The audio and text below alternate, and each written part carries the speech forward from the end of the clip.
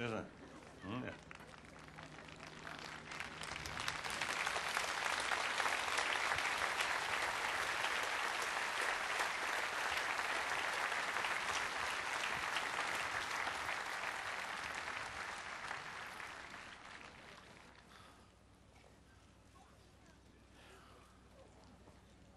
Dear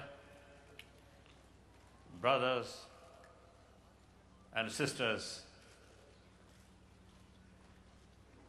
and of course, our long time friend, Ronald Koch,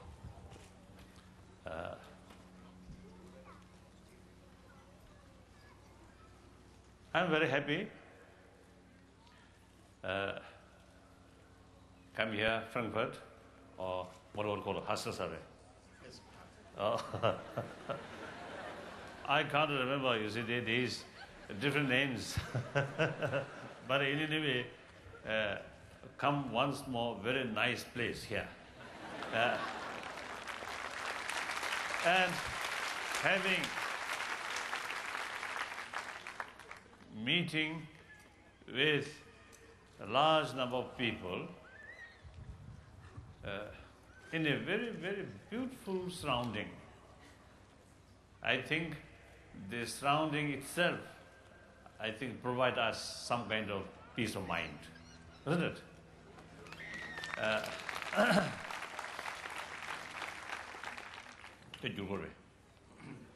Translation? No? Liebe Brüder und Schwestern, ich bin sehr, sehr glücklich, Sie hier zu treffen, vor allen Dingen auch einige Freunde zu treffen, die seit langer Zeit Freunde sind. Und ich bin sehr erfreut, wiederum an einem so schönen Platz hier im Hessenpark zu sein und in dieser wunderbaren Umgebung. Und ich denke, diese Umgebung an sich schon trägt einiges zum Frieden unseres Geistes bei. Firstly, I want to express my appreciation to the organizers and also volunteer. I think you really make a lot of effort. So I very much appreciate. Then those young Tibetan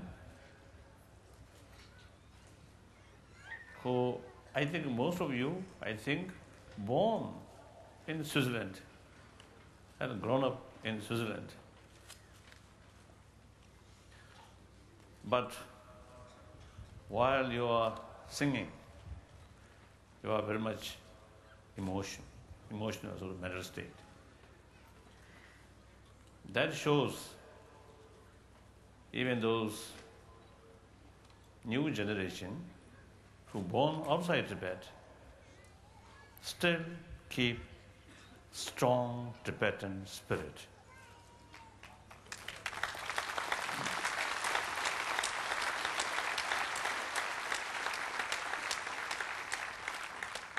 Like a Tibetan, inside Tibet, the younger generation who never saw past free Tibet, but their Tibetan spirit very, very strong. So whenever I meet Tibetan, particularly who come from Tibet,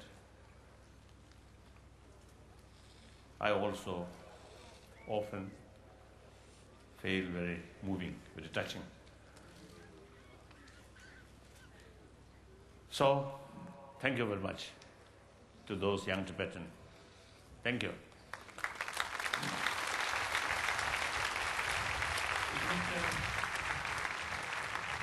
Ich möchte meine große Wertschätzung zum Ausdruck bringen für die Organisatoren, die dieses Ereignis möglich gemacht haben. Und auch die vielen Freiwilligen, die mitgeholfen haben. Sie haben sicher Großartiges geleistet und viele Anstrengungen aufgebracht. Und ich möchte ganz herzlich mich bedanken bei den jungen Tibetern aus der Schweiz, die hier das Lied vorgetragen haben. Und obwohl sie in der Schweiz aufgewachsen sind, außerhalb Tibets, waren sie, als sie das Lied vorgetragen haben, sehr bewegt. Und das zeigt, auch diese junge Generation, sogar außerhalb Tibets, hat diesen starken tibetischen Geist, diese Identifikation mit ihrem Land Tibet weiterhin, wie auch die jungen Menschen in Tibet selbst. Es sind doch Generationen, die das freie Tibet nicht mehr erleben konnten. Und trotzdem haben sie diesen starken Spirit, diese starke Geisteskraft, was ihr Land anbetrifft. Und das ist auch für mich eine Ermutigung und das berührt mich sehr. The Tibetan spirit, I think something combination, strong Buddhist faith and love one's own country and culture, tradition. So,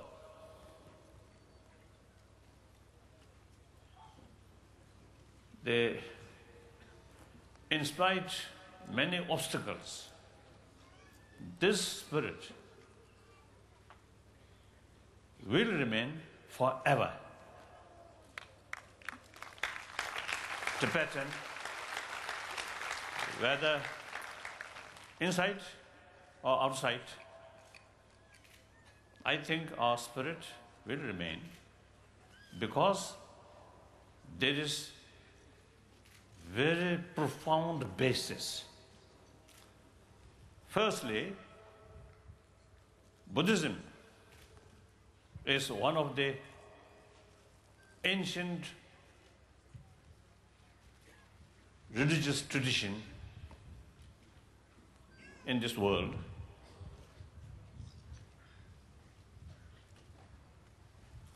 And then in 20th century, now interest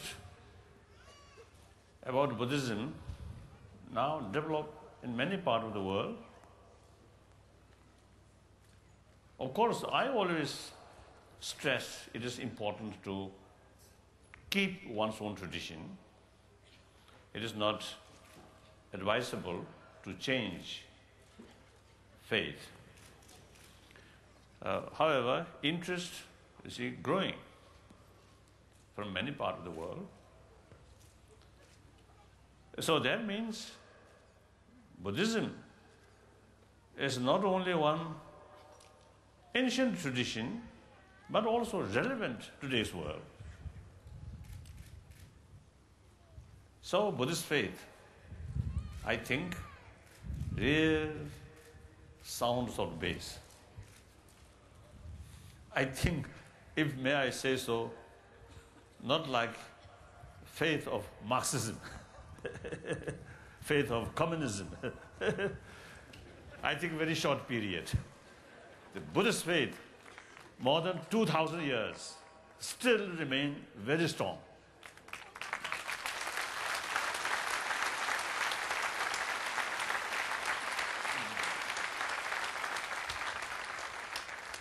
Of course, some part of Marxism is very good.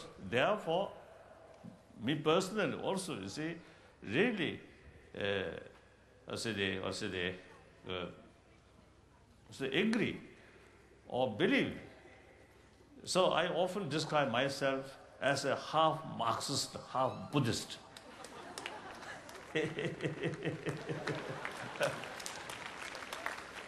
Then, a Tibetan nation.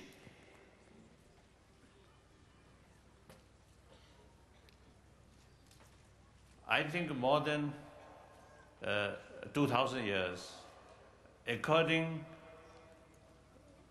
Burn tradition, Burn history, I think Tibetan nation, I think at least 3,000-4,000 years old. So some form of Tibetan civilization, according to some archaeological finding, 7,000, 8,000, and in some cases more than 10,000 years old. And then we have our own language, script, with script. So rich language. And the Tibetan geographical situation also, although high altitude, but generally speaking, quite pleasant. Of course, sometimes people who come from lowland finds it difficult to breathe, sometimes headache. But generally, the high land, pure, fresh, and quite nice. So therefore, they love, or sort of, what's the close feeling towards one's own country, Tibet. Also, I think, quite sort of profound basis, reasons. So therefore, Tibetan spirit will remain forever. This is my feel. And then also, another positive thing, among the Chinese brothers sisters from mainland China, more and more number showing genuine interest or respect or admiration about the Tibetan culture, about Tibetan Buddhism. This also, I think, clear sign the value of Tibetan Buddhism and Tibetan culture.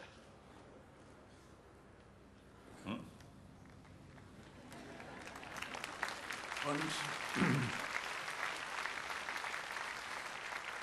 ich glaube, dieser tibetische Geist, diese starke Identifikation mit dem Land, ergibt sich einerseits aus dem buddhistischen Glauben selbst, der Religion Tibets, und andererseits aus der Lebensweise, dem Land Tibet selbst und seiner Kultur. Und deshalb bin ich überzeugt, trotz der vielen Hindernisse, denen die Tibeter sich heute entgegensehen, wird dieser Geist bei ihnen weiter andauern, ob innerhalb oder außerhalb ihres Landes. Denn ich bin überzeugt, dass es eine sehr tiefgründige und stabile Grundlage gibt für diese Identifikation mit ihrem Land. Und das erste ist der Buddhismus. Der Buddhismus ist eine der ganz alten religiösen Traditionen in dieser Welt, und er ist aber auch heutzutage relevant. Wir sehen ein zunehmendes Interesse an dem Buddhismus überall in der Welt. Obwohl ich immer betone, es ist besser, seine eigene Tradition zu bewahren, weil der Wechsel des Glaubens sehr problematisch sein kann, ist es trotzdem doch eine Tatsache, dass das Interesse am Buddhismus in der Welt groß ist. Das heißt, der Buddhismus ist nicht nur einfach eine alte Tradition, sondern hat seine Relevanz auch in der heutigen Welt. Und das heißt, der Buddhismus ist eine stabile Grundlage, die es lohnenswert macht, diese Kultur Tibets zu bewahren. Und andere Ideologien, speziell der Marxismus oder der Kommunismus, haben sicher nicht eine so starke Grundlage. Der Buddhismus existiert seit über 2500 Jahren. Und andere Ideologien wie der Marxismus kommen und gehen. Obwohl ich auch im Marxismus viele positive Dinge sehe. Ich bezeichne mich manchmal etwas scherzhaft als halb Marxist, halb Buddhist. Ein anderer Punkt, Grundlage für diese Identifikation der Tibeter mit ihrem Land, ist, dass es eine alte Kultur ist. Diese Kultur, diese Zivilisation ist sicher über 2000 Jahre alt. Nach einigen Historikern der traditionellen Bön-Religion in Tibet ist sie 3.000 bis 4.000 Jahre alt. Nach einigen archäologischen Funden der letzten Zeit wird geschätzt, dass sie 7.000 bis 8.000 Jahre, teilweise 10.000 Jahre alt ist. Das heißt, die Tibeter haben eine alte Zivilisation, sie haben eine reiche Sprache und vor allen Dingen haben sie auch eine außerordentliche geografische Situation. Es ist ein Hochland, das natürlich nicht immer nur angenehm ist. Für Menschen aus den niederen Regionen ist es manchmal schwierig, sie leiden an Höhenkrankheit. Aber allgemein ist die Landschaft Tibets einzigartig und sehr beeindruckend. Ich glaube, das sind alles gute Gründe dafür, dass dieser tibetische Geist bei den Tibetern weiter bestehen bleiben wird. Und ein weiterer Punkt ist auch, dass auch unter den chinesischen Menschen immer mehr ein echtes Interesse haben an diesem Land, an dieser Kultur, besonders auch an dem Buddhismus. Und das zeigt, dass speziell auch der Buddhismus doch Werte hat, die heutzutage lohnenswert sind, sie kennenzulernen. So then, our Chief Minister, you're always showing genuine friendship, and not only that, genuine concern about Tibet. So he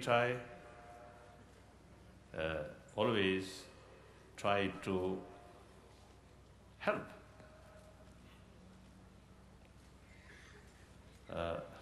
So with that motivation, he visited Tibet.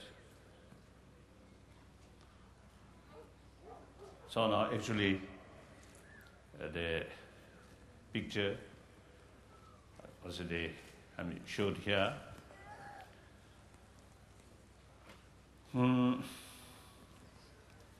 For me, so firstly, I very much appreciate all your effort.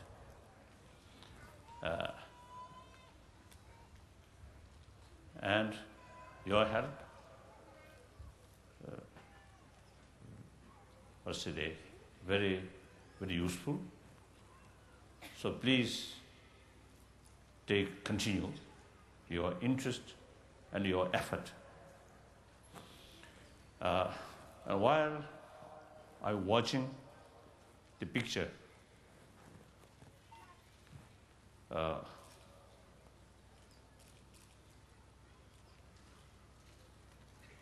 sort of a lot of different sort of the indications.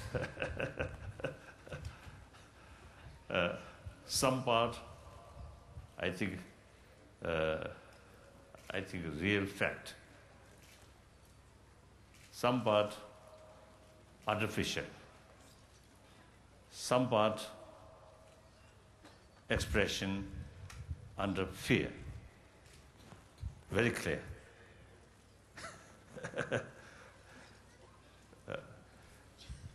Of course, I myself spent with Chinese officials, military as well as civilian, almost 9 years. And also I have opportunity visit mainland China and met many, many Chinese. So of course, we know their mentality and way of their expression. And so therefore, in the picture, there are a lot of different signals. So we need a close look and analyzation. So we need analytical meditation in order to know the real meaning. So I really appreciate all your effort with your colleague. I think really useful, helpful. Now, the my talk, right? That's about friendship. I think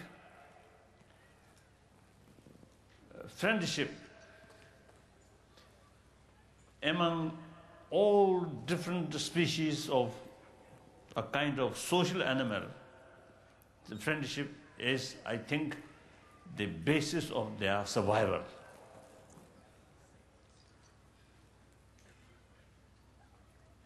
We human beings also in that category, social animal. So our survival very much based on friendship, cooperation, work together. Work together with friendship, then effort, genuine effort come. Work together by force, not genuine effort. So result limited. Work with full enthusiasm, the spirit of, full spirit of cooperation,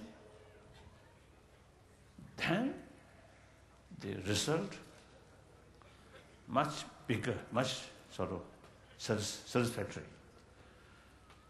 So friendship is very, very important. Now friendship, I think there are variety.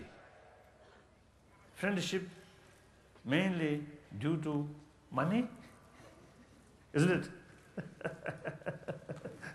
Sometimes you see the richer family looks more friends, but these are a kind of friendship mainly due to money. So long the person remain rich, more friend, eventually the person, his or her fortune goes down, then these friendships also eventually disappear.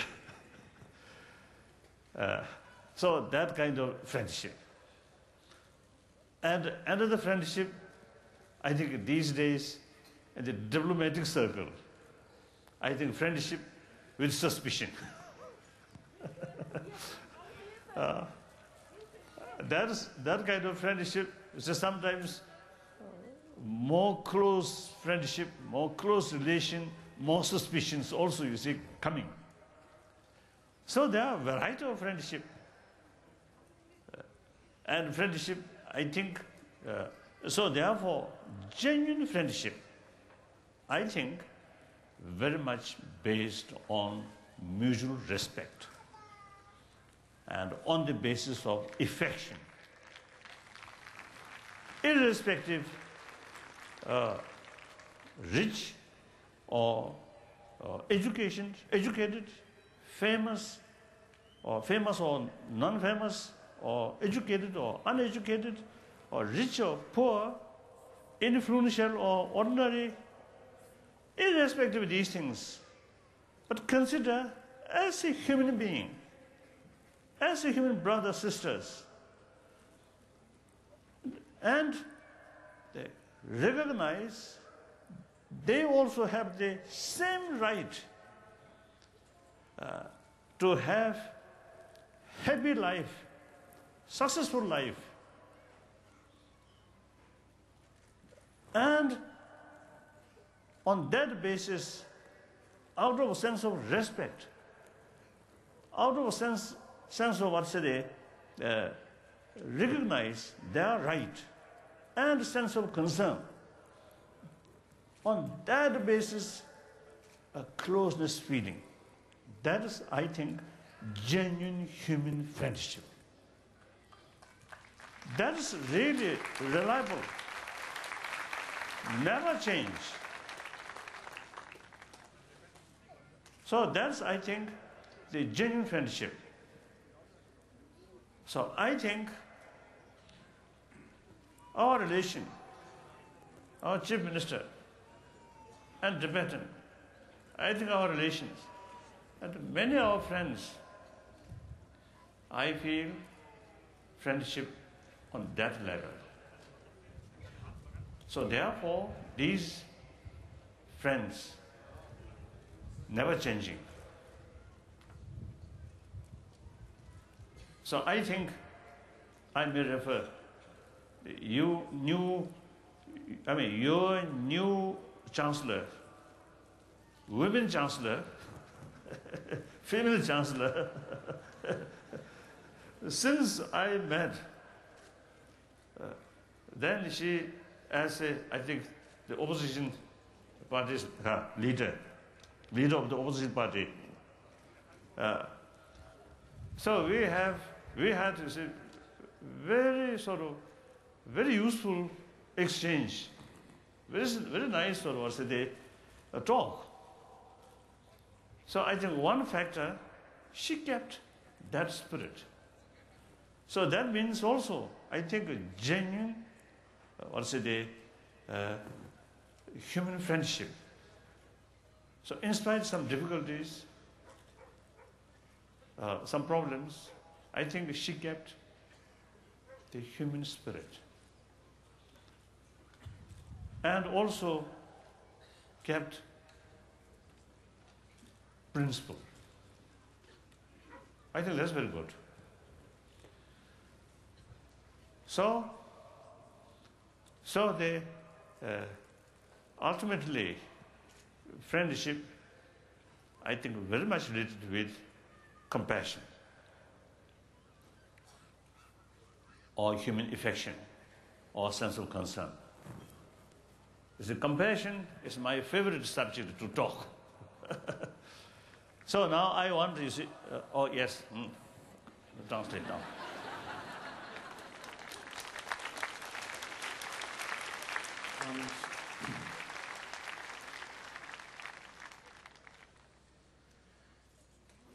Und Herr Ministerpräsident, Sie sind nach Tibet gereist, Sie haben diese Bilder gezeigt und Sie haben immer eine echte Freundschaft mir gegenüber, den Tibetern gegenüber gezeigt, eine echte Anteilnahme, eine echte Sorge um Tibet. Sie haben immer versucht, sich einzusetzen, zu helfen. Und ich bin davon überzeugt, dass Sie mit dieser Motivation auch Tibet besucht haben. Sie haben Ihre Bilder hier gezeigt. Zuerst möchte ich Ihnen meine tiefe Wertschätzung für Ihre Bemühungen und Ihre Hilfe zum Ausdruck bringen. Ich denke, das ist wirklich sehr nützlich, das ist sehr hilfreich. Und ich möchte Sie gleichzeitig bitten, in Ihren Bemühungen, in Ihrem Interesse für unser Land nicht nachzulassen. Als ich hier die Bilder, den Film gesehen habe, war mir klar, dass er verschiedene Anteile hatte. Einige Teile zeigen sicher die wahren Fakten. Andere Teile sind vielleicht eine Art Propaganda. Andere Teile sind so, dass Menschen unter Angst, unter Zwang gesprochen haben und etwas sich ausgedrückt haben. Wir selbst als Tibeter haben viele Erfahrungen mit den Chinesen. Ich habe viele Offizielle getroffen. Ich habe lange Zeit auch in China selbst verbracht. Und wir kennen auch die Mentalität und wir kennen auch die Ausdrucksweisen, die von den chinesischen Offiziellen kommen. Dafür habe ich wiederum viele Signale auch in diesem Film gesehen. Das heißt, was wir brauchen, ist mehr und mehr ein realistisches Bild, einen realistischen Blick auf die Situation in Tibet. Und dazu müssen wir weiter analysieren. Wir brauchen das, was wir im Buddhismus als analytische Meditation bezeichnen. Aber ich möchte Ihnen sagen, dass ich Ihre Bemühungen sehr schätze und sie sehr hilfreich sind und ich deshalb Sie bitte, darin weiterzumachen. Nun, Freundschaft soll das Hauptthema des Gesprächs sein. Und Freundschaft ist eine Beziehung zwischen Lebewesen, die wir als soziale Wesen, als soziale Tiere sozusagen bezeichnen. Auch wir Menschen gehören dazu. Wir sind soziale Wesen. Wir sind angewiesen auf Freundschaft, auf Kooperation, Zusammenarbeit. Das ist die Basis unseres Lebens. Und Bemühungen, die wir auf dieser Basis von Freundschaft und Kooperationsbereitschaft ausführen, die führen auch zu großen Resultaten. Wenn wir unsere Bemühungen nicht darauf basieren, sondern sie unter Zwang ausführen, dann können die Resultate immer nur begrenzt sein. Das heißt, der Geist der Kooperation ist etwas sehr Wichtiges in unserem Zusammenleben. Es ist eine Grundvoraussetzung für zufriedenstellende Ergebnisse. Freundschaft ist also sehr wichtig. Natürlich gibt es viele Arten von Freundschaft, die können auf Geld beruhen. Und manche reiche Menschen scheinen einen großen Freundeskreis zu haben, der aber eher auf ihrem Reichtum beruht und schmilzt, wenn auch ihr Erfolg schmilzt. Oder es kann die Freundschaft bauen oder ein diplomatischer Zug sein. Da ist die Freundschaft oft auch mit Misstrauen verbunden. Das heißt, oft ist es so, je enger die Beziehungen werden, desto größer wird auch das Misstrauen dann. Echte Freundschaft muss dagegen auf gegenseitigem Respekt und auf menschlicher Zuneigung basieren. Die gilt ungeachtet, ob der andere reich ist oder arm, ob er bekannt ist oder unbekannt, ob er mächtig ist oder wenig zu sagen hat. Sie beruht einfach darauf, dass wir uns als Menschen begegnen und respektieren und als Brüder und Schwestern betrachten. Und sie beruht auf der Erkenntnis, dass wir alle die gleichen grundsätzlichen Rechte als Menschen haben. Und so auf dieser Basis ist es Freundschaft, eine echte Freundschaft. Sie beruht, wie gesagt, auf Respekt, auf Beachtung der Rechte an der anderen, auf der Sorge um die anderen. Das ist dann eine wirkliche menschliche Freundschaft. Und eine solche Freundschaft bleibt auch dauerhaft. Und ich möchte meine Überzeugung auch zum Ausdruck bringen, Herr Ministerpräsident, dass Ihre Freundschaft mit den Tibetern eine solche echte Freundschaft ist und sie deshalb auch sich nicht wandeln wird. Ich möchte in dem Zusammenhang auch meine Wertschätzung ausdrücken gegenüber der Kanzlerin, Frau Merkel. Ich habe sie schon getroffen, als sie noch keine Bundeskanzlerin war, sondern Vorsitzende ihrer Partei. Und ich hatte das Gefühl in dem damaligen Gespräch schon, dass hier auch eine echte Bereitschaft zu einer echten Freundschaft besteht. Und ich glaube, dass dies auch weiter besteht und dies auch zum gegenwärtigen Treffen geführt hat. Ich bin überzeugt, sie ist eine Frau, ein Mensch, der eine solche Freundschaft ernst nimmt, ein Mensch, der Prinzipien hat.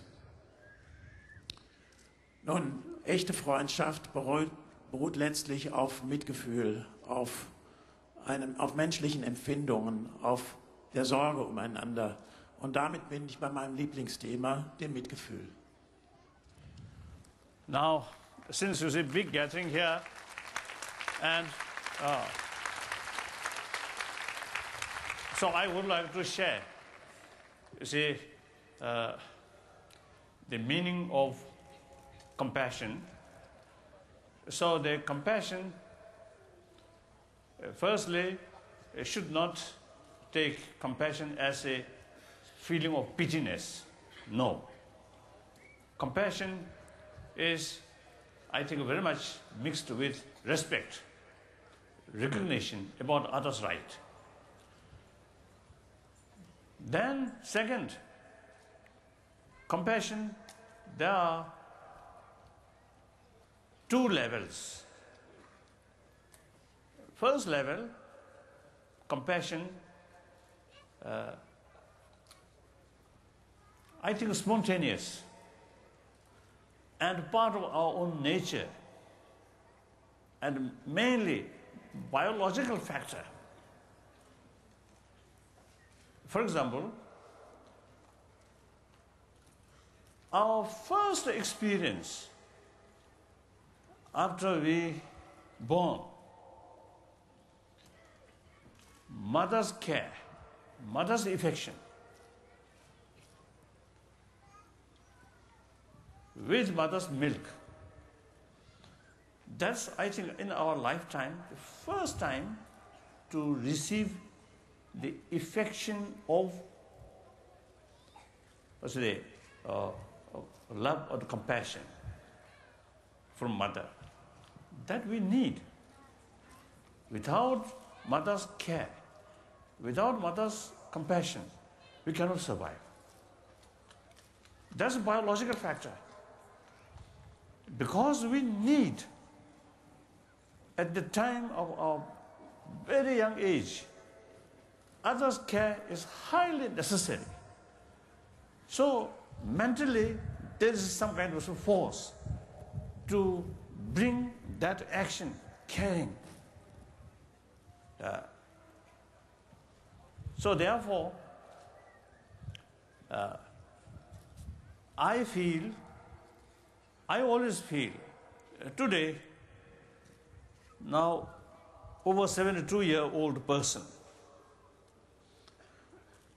I believe and myself practice as well as share with other people importance of compassion or value of compassion. This, of course, later Buddhist training also, I think, helped. But first experience myself or this life about the value of affection is at the time of birth. Then next few years, of course, my mother, very, very kind women. Of course, farmer, illiterate, poor family, comparatively, among the villagers, not very poor, but generally poor family. But my mother, very, very warm-hearted person, very, very kind. So the seed of my compassion started from there, not from religious faith. So then, so that is the, I think, the biological factor and the spontaneous sort of experience of sense of closeness towards one's own mother. And mother side also is a sense of very close feeling towards child.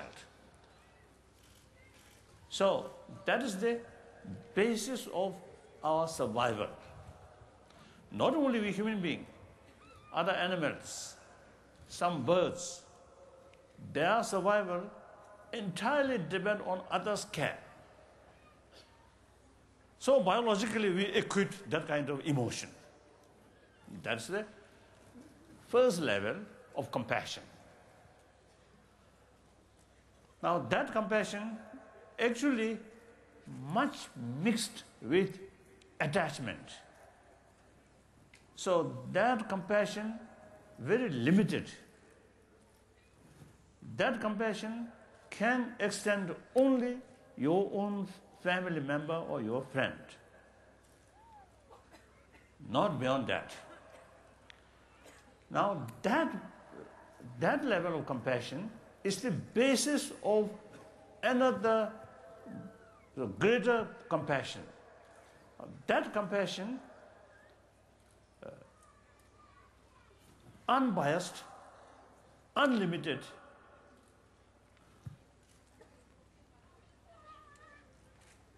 that compassion, or second level of compassion, can develop through training, through reasoning. That kind of compassion only human being can practice, can develop. Others, species of mammals, cannot. Because with help of wisdom, with help of intelligence, seeing the long-term benefit, through that way, through practice, through training, we can develop that kind of compassion. That is unbiased, not mixed with attachment. And another, I think, important aspect is the first level of compassion much based on others' attitude. Therefore, those people, those individuals who showing friendly attitude, your compassion can develop. Then to those people whose attitude towards you negative, we usually call enemy, to that side, that kind of compassion cannot reach. Because it much based on action. or attitude. But the second level of compassion, not on their action, but on their being. As a human being or as a sentient being, they also, like just myself, want happiness, do not want suffering, and have every right to overcome suffering. On that understanding, develop sense of concern. So that sense of compassion can cover in all sentient beings, including your enemy. Your enemy, so far their attitude is concerned, negative towards you. But they also still sentient being, human being. So therefore, they also deserve, the right of overcome suffering. So sense of concern of their suffering.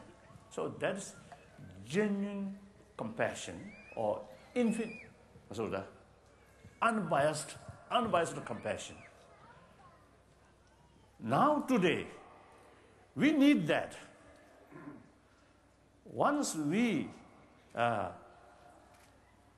more sort of experience about that kind of compassion, then every our action, every our movement, then become constructive.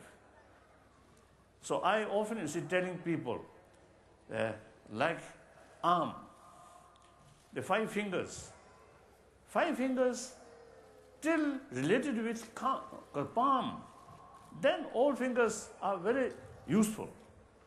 If finger, no matter how powerful, but the finger separated from the palm, then no use. Similarly, every human action, even religious sort of teaching, without that kind of compassion, the religion also sometimes create more trouble.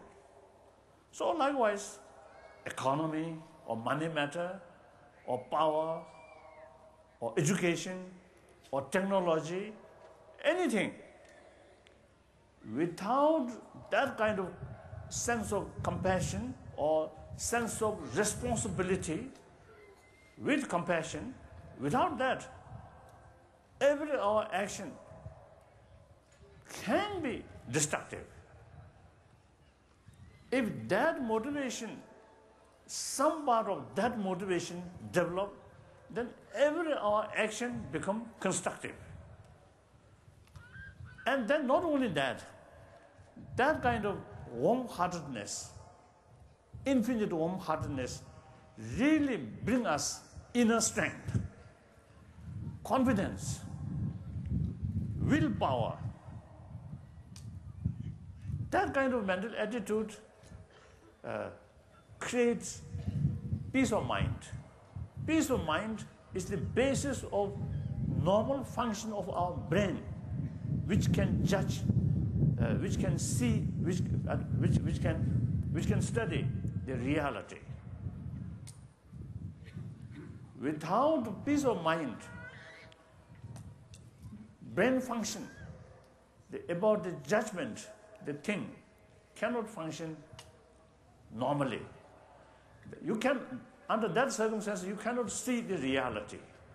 So often mistakes happen because of you cannot, you cannot sort of, you have no proper understanding or realization about the reality.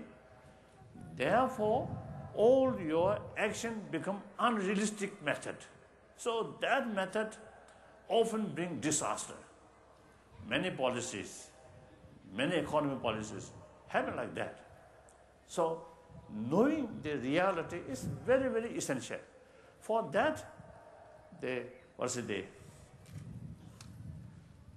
investigation, objectively, for that, calm mind is very essential. Yes.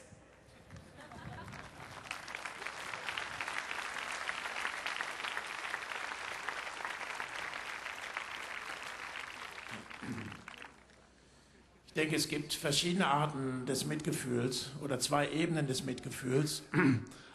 Die erste Ebene hängt einfach mit unserer körperlichen Existenz zusammen. Sie ist sozusagen von Natur her in uns angelegt.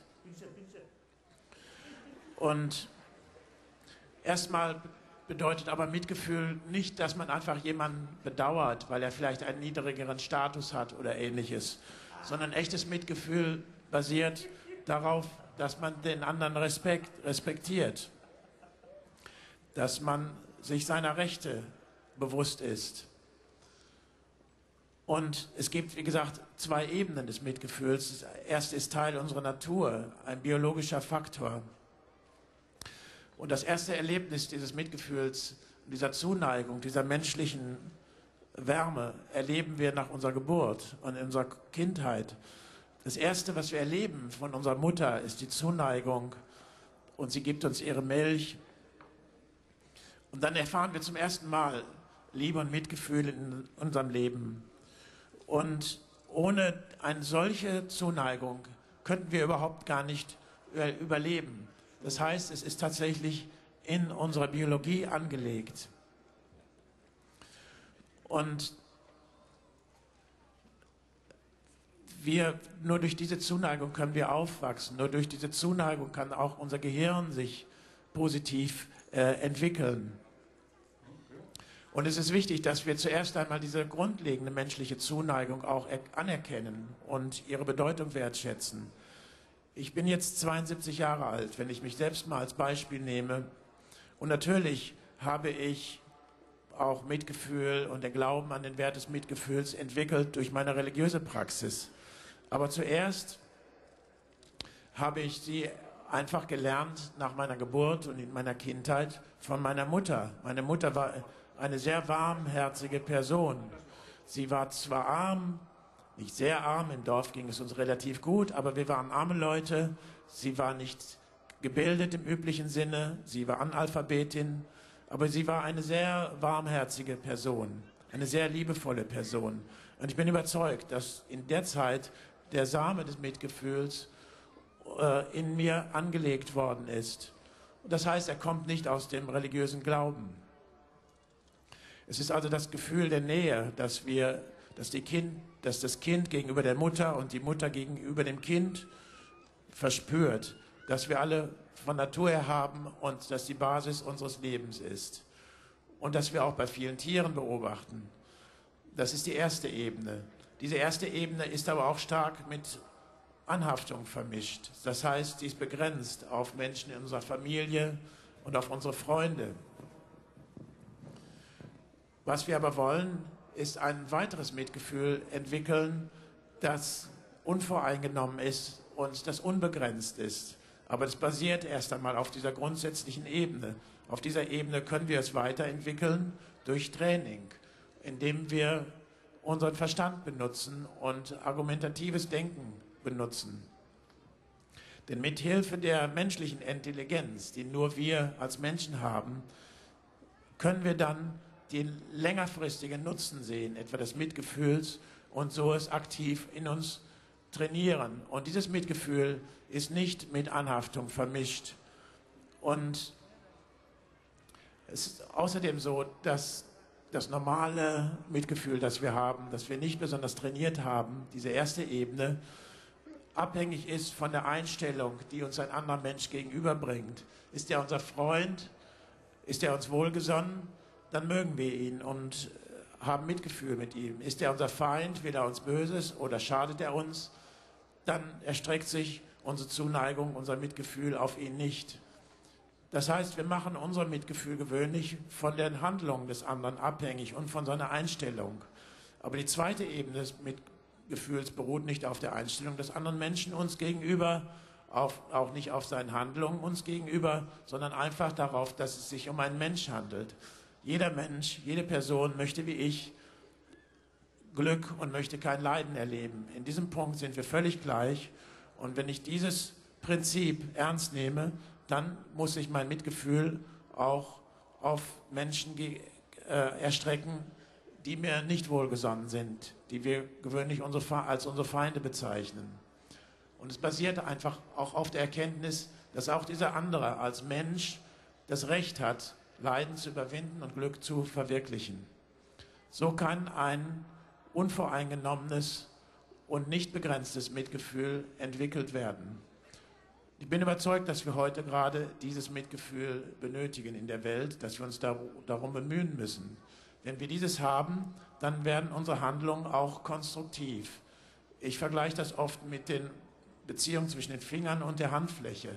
Die Finger können Großartiges tun, aber ohne die Handfläche für sich genommen können sie nichts erreichen.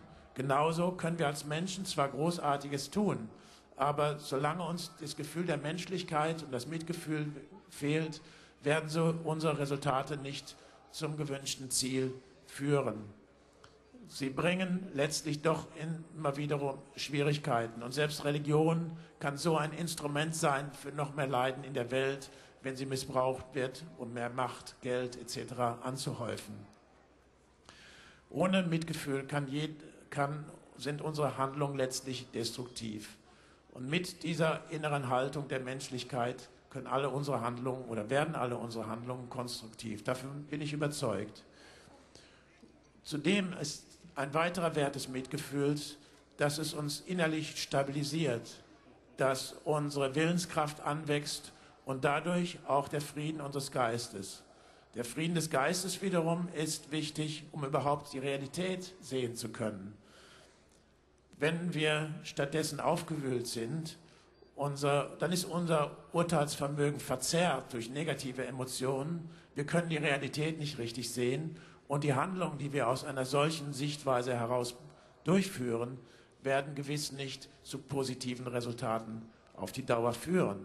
Und alle die Desaster, Katastrophen, Kriege in der Welt, die wir erleben, sind Ausdruck dieses Zusammenhangs.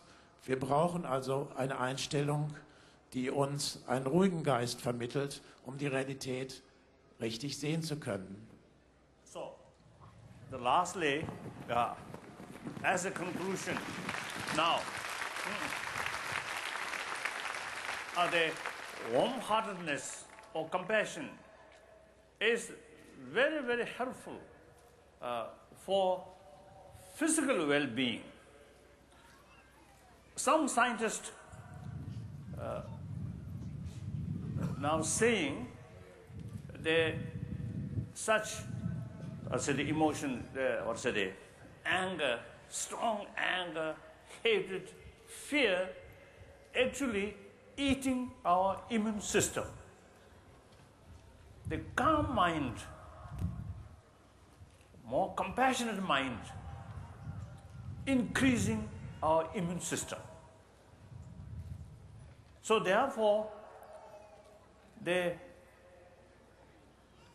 in order to be happy person, happy family, happy community, and with well-being and healthy physical, compassion, warm-heartedness is something very relevant, something very important. Therefore, here in Western European countries, I mean generally those, the affluent society, the external facilities are excellent, very good. But meantime, there are many people who are facing too much stress, anxiety, and restlessness. So, among some my friend, very rich, perhaps billionaire, but as a person, very unhappy person. Why? What is lacking? Not lacking money or not lacking modern education, but something lacking insight. So therefore, while we are enjoying all the material facilities, please think more inner values. Then you get more inner strength. As a result, your mind becomes more calm. That is the basis of our happy life. Thank you very much.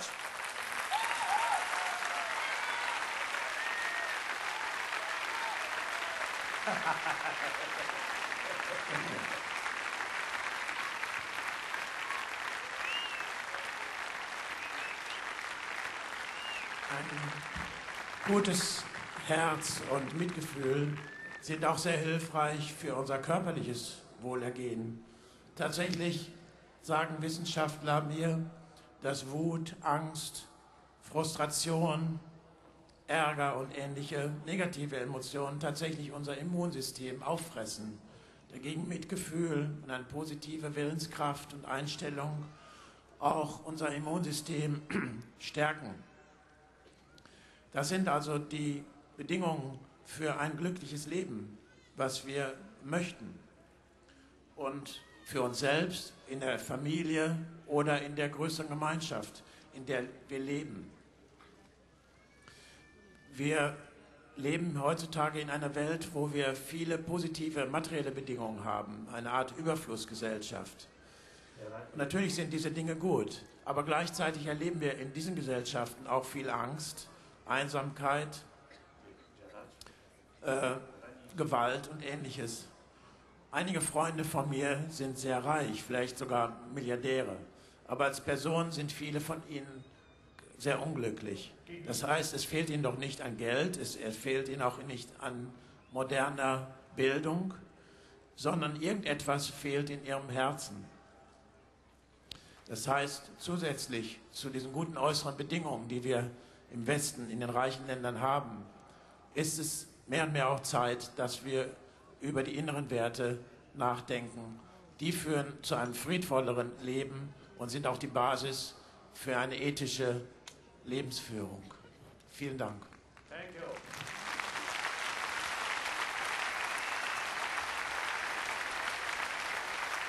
So, thank you very much. Father,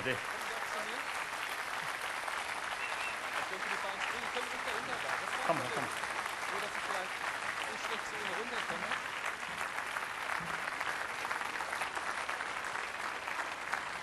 Wonderful. Sign language. Very good. Thank you.